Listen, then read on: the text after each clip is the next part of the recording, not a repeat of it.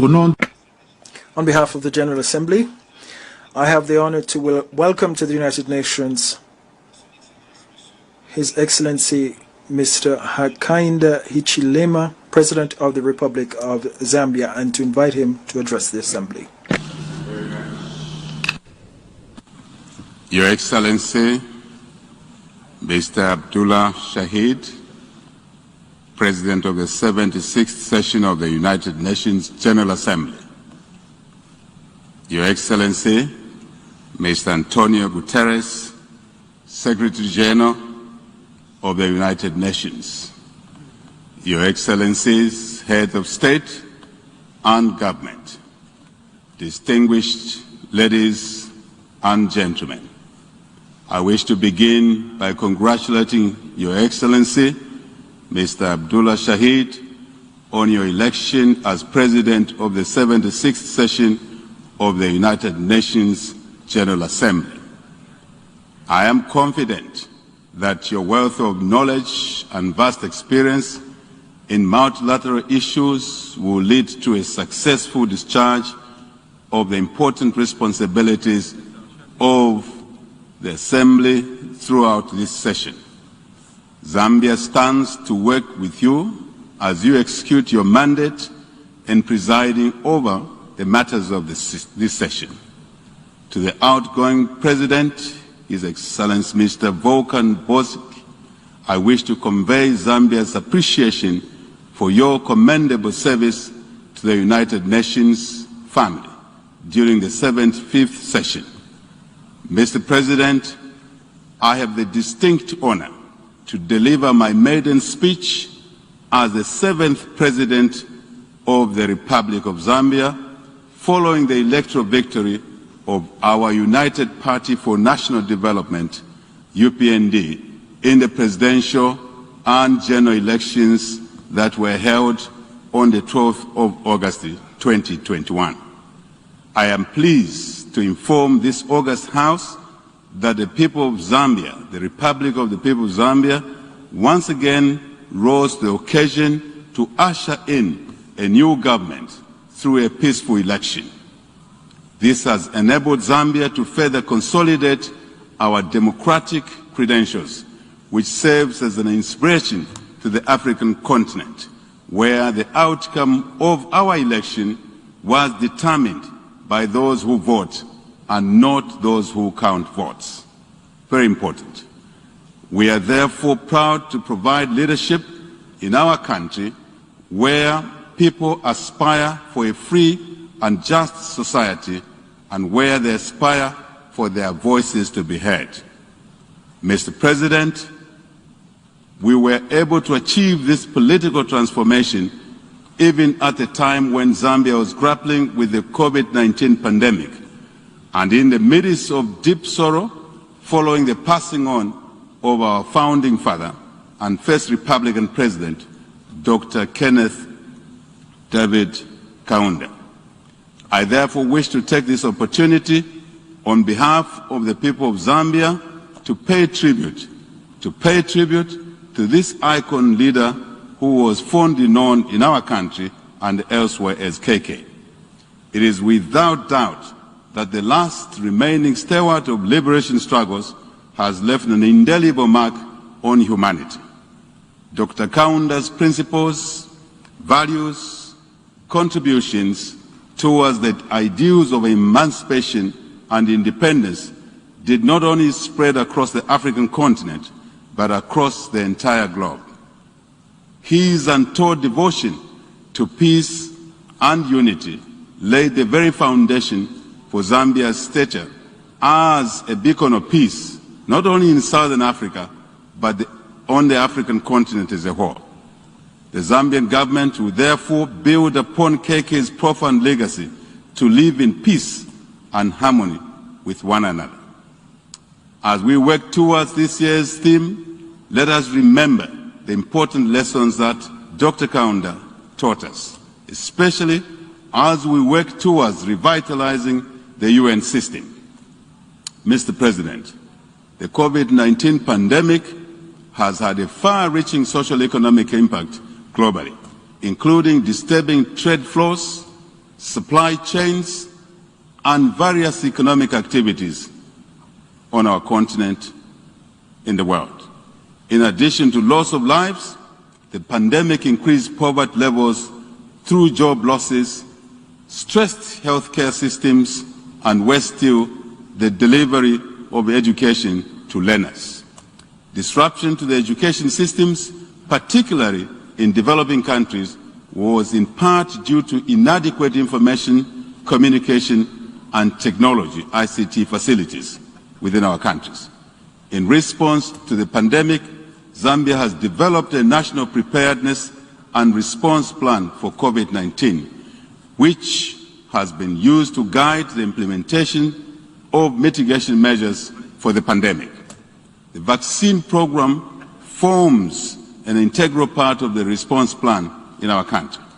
Despite our placing the vaccine program high on the list of mitigation measures, Zambia has only managed to vaccinate a mere 3% of its population. This is against the country's target of vaccinating 70% of the eligible population by the third quarter 2022. This clearly highlights the inequitable access to vaccines in developing countries, especially that more than 2 billion vaccines have been administered worldwide. Mr. President, it is fair to state that recovery from the pandemic hinges upon mass vaccinations before considering other reforms or facilities that tend to fail when countries lock down their economies. It is therefore gratifying that this session of the General Assembly will consider building on initiatives such as the African Vaccine Acquisition Acquisition Trust for COVID-19, AVAT, and COVID-19 Vaccines Global Access, COVAX. The two initiatives have made it possible for low-income countries, such as our own, Zambia, to access life-saving vaccines which will contribute to building resilience and recovery from the pandemic. I wish, therefore, to express Zambia's appreciation for the support that has been provided thus far through the COVAX and AVAT facilities. The UN system and various stakeholders have benefited from.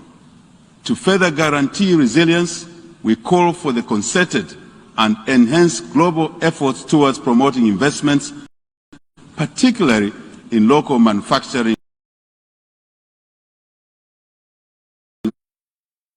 capacity and technology transfer on vaccines, related infrastructure, human capital, as well as research and development, R&D. Mr. President, the new administration in Zambia is cognizant that a conducive governance environment is a precursor for the country's political stability, security, economic growth, and sustainable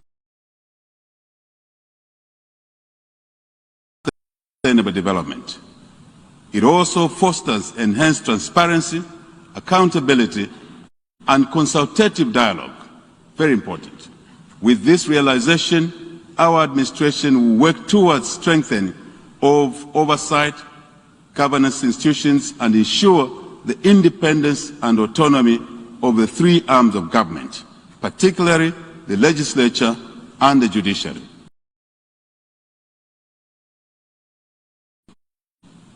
The fight against corruption will be at the center of our transformation agenda, and this shall be expected to be executed with zero tolerance to corruption.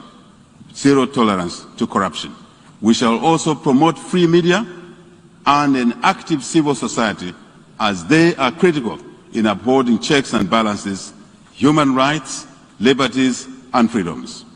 Mr. President, my government's high priority is to restore macroeconomic stability, attain fiscal and debt sustainability, promote economic growth, enhance economic diversification, and manage the contraction of debt. I am confident that these measures will restore macroeconomic stability and put the country back on economic recovery. To sustain this growth, Zambia will dedicate efforts to guarantee a stable and predictable environment that will attract and protect local, regional, and foreign direct investment, as well as enhance local participation in our economy. Very important. This is a prerequisite for a vibrant private sector-led economy, and thus create jobs and opportunities for all our people. Mr. President, to complement these efforts, Zambia has embarked on an ambitious economic and social transformation agenda with a view to creating equitable opportunities and poverty reduction for the Zambian people, especially the youth and the women who actually delivered our election victory in our country. In order to achieve this goal, our administration shall design and implement interventions aimed at inducing enhanced productivity in agriculture, mining, energy, financial services, tourism, technology, health, and education, as well as support the growth of micro, small, and medium enterprises. Despite these well-thought-out interventions, today's world economy is more complex than ever before. Given the numerous global concerns, including pandemics, climate change, and indeed illegal human migration, it is imperative that we adapt to these effects of globalization by fostering key partnerships and deepening integration at all levels, so to say. This is critical to ensure that we realize our aspirations of restoring Zambia on a path to sustainable economic growth and development. Mr. President, Zambia is aware of the critical role of the United Nations in guiding the world to focus on the Sustainable Development Agenda. In particular, the 2030 Agenda for Sustainable Development has set the tone and benchmarks for countries to incorporate sustainability in their development policies. Our New Dawn government in Zambia is committed to realizing tangible growth and sustainable development while paying particular attention so that this is not achieved at the expense of future generations. Like many other developing countries, Zambia calls for closer cooperation and support for capacity to adopt better, safer, climate change sensitive and modern methods of increased production and productivity. Our administration has established a ministry that is the first of its kind in Zambia, the Ministry of Green Economy and Environment.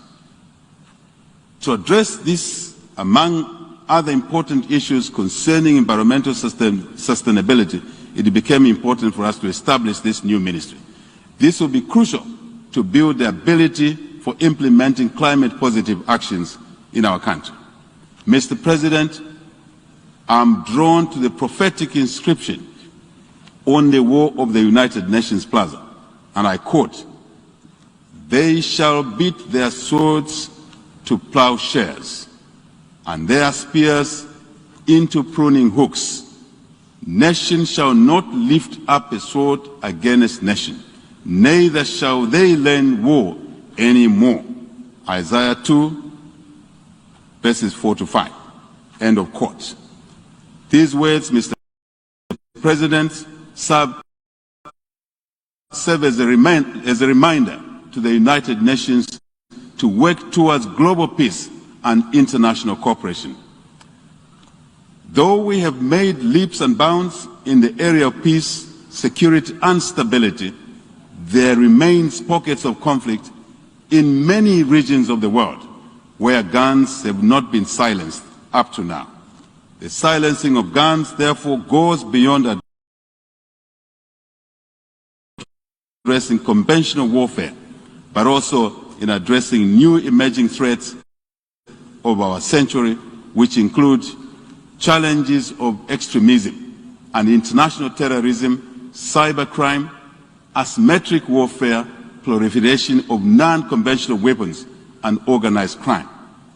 As an international community, we need to continue to work towards or to work together to address the root cause of these global threats through various national, regional, and global mechanisms. Mr. President, the former Secretary General of the United Nations, the late Dr. Kofi Annan, laid out an ambitious agenda before the 60th General Assembly, which is still prominent or pertinent today. In his report, In Larger Freedom Towards Development, Security, and Human Rights for All, he made the case that development, security, and respect for human rights cannot be enjoyed in the absence of the other.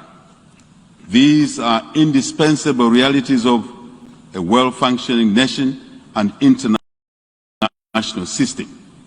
I, however, wish to go a step further, Mr. President, in asserting that the foundation to sustainable economic growth and development is peace and stability. Without peace and harmony, development cannot be attained. Zambia will therefore continue to support national, regional, and international initiatives aimed at promoting security, peace, and stability. In this vein, Zambia reaffirms its commitment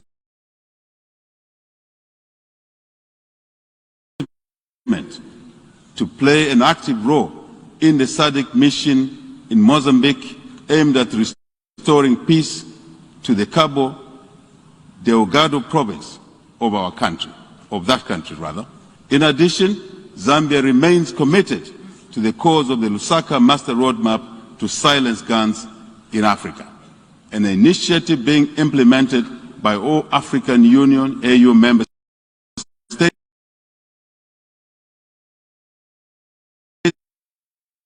to promote peace and security, which has since been endorsed for extension for a further 10-year period from 2021 to 2030. We therefore wish to call for continued support of the United Nations in silencing guns in Africa and other continental initiatives. Mr. President, in the quest for promoting global peace and stability, security, Zambia notes with satisfaction the entry into force of the Treaty on Prohibition of Nuclear Weapons, TPNW, which became operative on the 22nd January 2021. The entry into force of the TPNW is a tangible feat towards advancing the cause of nuclear disarmament on the international stage. Zambia encourages other states that are yet to ratify the TPNW to come on board so that we can continue making advances towards achieving our aspirations of eradicating nuclear weapons on our continent. On the United Nations Security Council, UNSC reform, Zambia is still concerned with the slow pace of negotiations which have continued without making much progress. Zambia in this regard wishes to reiterate the African Common Position, the Ezulwin Consensus, that calls for a more representative and democratic United Nations Security Council, in which Africa, like all other world regions, will be fairly represented on this body. Mr.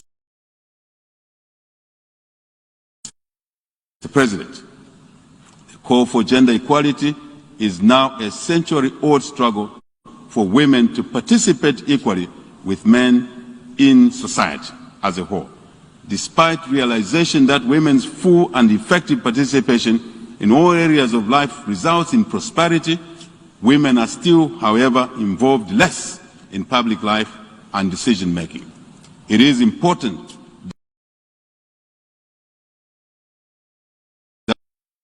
that we continue to demand for the promotion of gender equality while paying particular attention to the rights of women, children, girls included in there, and the rights of people living with disabilities. For us in Zambia, we will remain committed to the advancement and promotion of women's rights, and for the first time, Mr. President, in the history of our country, our new parliament has elected the first female Speaker of the National Assembly to preside over Zambia's supreme law-making organ of our government. I further wish to state, and I think this is important, with pride, that Zambia's Vice President, Republican Vice President, as well as the Deputy Speaker of the National Assembly are both women in our country. We're very proud of that.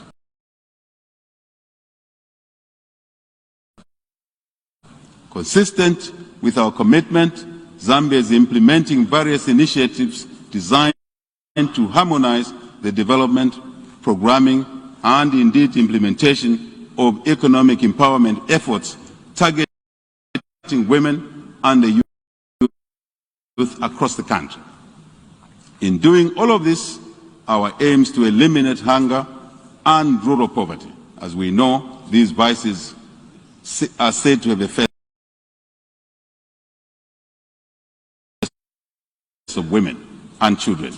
Further, Zambia emphasizes the importance of ensuring that communities have women at every level of decision-making, as doing so will translate into a discourse that will be inclusive, representative, and thus more holistic and insightful. Our government will focus on increasing support for women through the creation of employment opportunities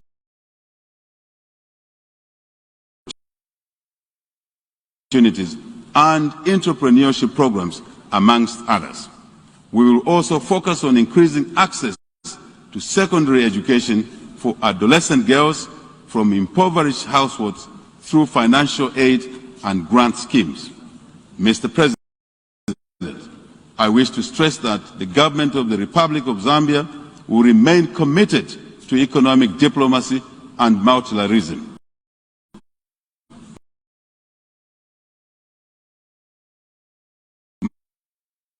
Relations with the international community in order to ensure collective sustainable growth and development in our country. Mr. President, as I conclude, I wish to emphasize that it is the duty and indeed responsibility of all of us in the global democratic community to make democracy work for all our people. We can't do this by delivering democracy dividends through accelerating economic development, balanced distribution of resources and among our people, and our people accessing opportunities for a better life.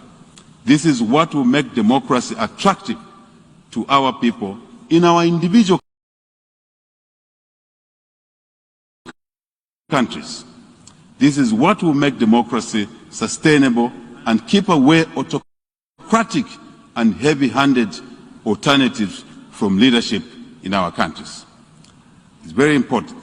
This is what will foster a peaceful, prosperous, and more united world. Mr. President, heads of government, state, I thank you for your attention.